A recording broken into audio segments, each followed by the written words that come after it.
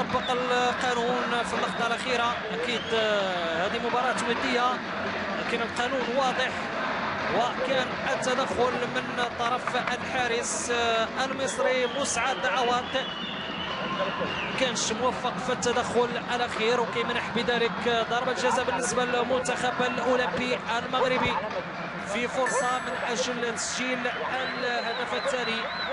اكيد كان تابعوا في الصوره حسام البدري اللي فاز كذلك ببطوله السوبر الافريقي مع الاهلي ودوري ابطال افريقيا، وتمكن من احتلال المركز الرابع في كاس العالم للانديه باليابان ورفقه الاهلي المصري.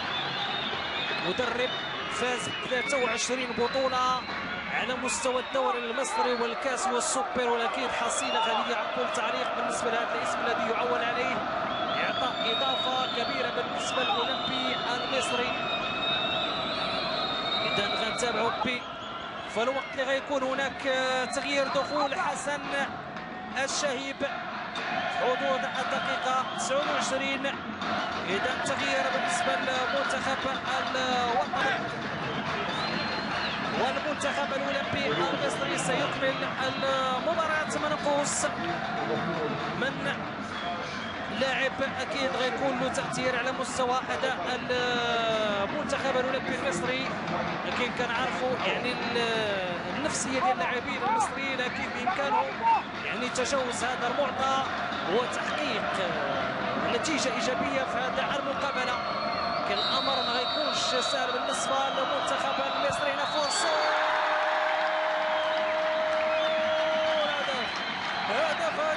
هدف المنتخب الأولمبي المغربي كيجي من طرف الباشا اللي كيتمكن من منح الهدف الثاني بالنسبة للمنتخب الأولمبي المغربي لتصبح النتيجة هدفين مقابل واحد. إذا جوج ديال الأهداف مقابل واحد في الوقت اللي كان المنتخب الأولمبي المصري متقدم على المنتخب الأولمبي المغربي تتغير النتيجة. وتابعنا الهدف الأول اللي كان من توقيع يوسف السعيدي، وبعدها بضربة جزاء كيتمكن الباشا سفيان من منح المنتخب الوطني المغربي في حدود دقيقة 30 هدف